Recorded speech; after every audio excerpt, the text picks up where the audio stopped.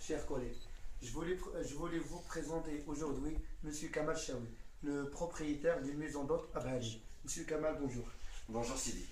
Euh, Merci bien pour votre temps et votre accueil. En premier lieu, je voulais vous questionner sur le type de tourisme à Bali. D'abord, merci à notre ami de vouloir bien m'interviewer et me permettre de me rapprocher de tous ces étudiants qui sont en train de me regarder tout de suite. Moi, j'essaye de parler de mon expérience. J'espère vous aider justement à comprendre un peu quel est le concept, quel est mon produit. Mon but est de vous rapprocher de mon produit, vous permettre de connaître le tourisme que j'exerce. Donc votre question c'était Le type de tourisme à quel Bali. type de tourisme j'exerce à Belle-Île. Exactement. Belle-Île est située au pied du Kandar, qui est une montagne et qui démarre le début du Moyen Atlas. De ce fait-là, nous sommes dans les montagnes. Nous sommes à 950 mètres d'altitude. Et comme nous sommes dans les montagnes, ou tout au début des montagnes, dans un très vieux village datant du IVe siècle, le type de tourisme qui s'impose pour cette ville, c'est obligatoirement un tourisme rural. J'ai la chance de présenter ce tourisme-là et de l'offrir à mes clients. Et je dois dire que je n'ai pas grand-chose à faire à part habiter à Belle-Île pour leur présenter ce tourisme. Il est très facile d'habiter à Belle-Île et je suis entouré de tellement de choses qui sont très propres à Belle-Île, qui parlent essentiellement du tourisme rural, que je n'ai pas beaucoup de mérite, à vrai dire. Je suis là, j'ai su mettre en valeur Belle-Île et ses environs, mais c'est Belle-Île qui me donne plus que moi je ne donne à Belle-Île. Donc le type de tourisme que je suis en train de faire ici, c'est un tourisme rural.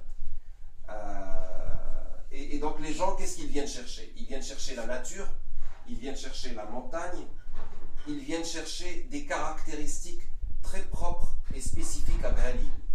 Nous avons la chance à Belle-Île d'avoir beaucoup de grottes.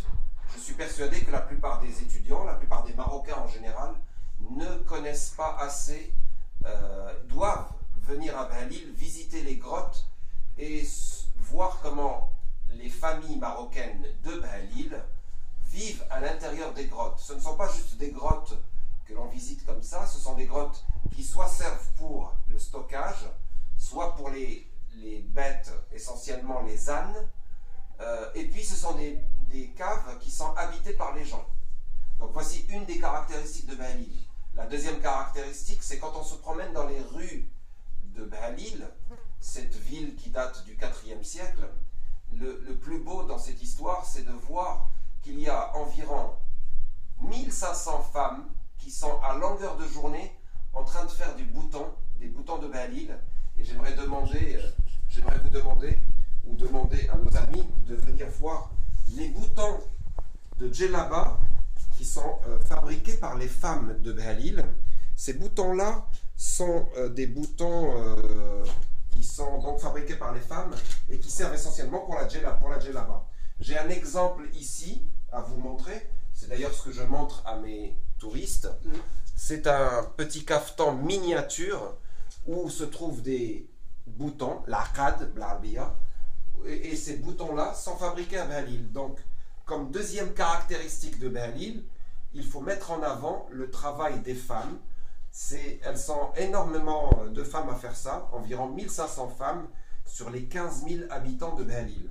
Ces 1500 femmes sont à longueur de journée à l'extérieur de chez elles, en train de faire le bouton.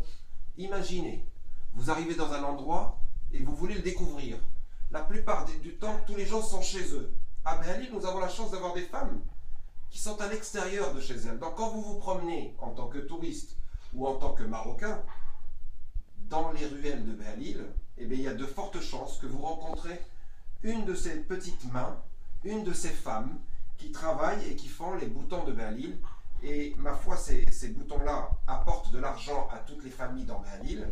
Et ensuite, ces boutons-là sont exportés un peu partout dans le monde, aux Émirats Arabes Unis, à Bruxelles, en Espagne, là où la demande se fait au sujet de la fabrication de djellaba et de boutons de djellaba. Comme M. Kamal nous a expliqué, alors les boutons sont un projet économique de la ville. Tout à fait. J'aimerais comme idée à vous donner, vous, l'étudiant qui est en face de moi, mais vous les étudiants qui sont en train de m'écouter, pourquoi ne pas organiser un festival des boutons à Bhalil? Il y a bien le festival des cerises à Sefrou, il y a le festival des pommes à Imouzer, il y a le festival des roses, il y a un tas de festivals, ça apporte du monde comme projet économique pour moi, pour vous, pour tous les étudiants qui m'écoutent, mais pour tous les Marocains qui veulent s'investir. Venez à Bhalil, la matière première est là, il n'y a plus besoin, il n'y a plus que mettre en place un festival avec les autorités de Bhalil sur les boutons. Nous avons plus de 600 types de boutons et ce genre de produit est un produit tout à fait local.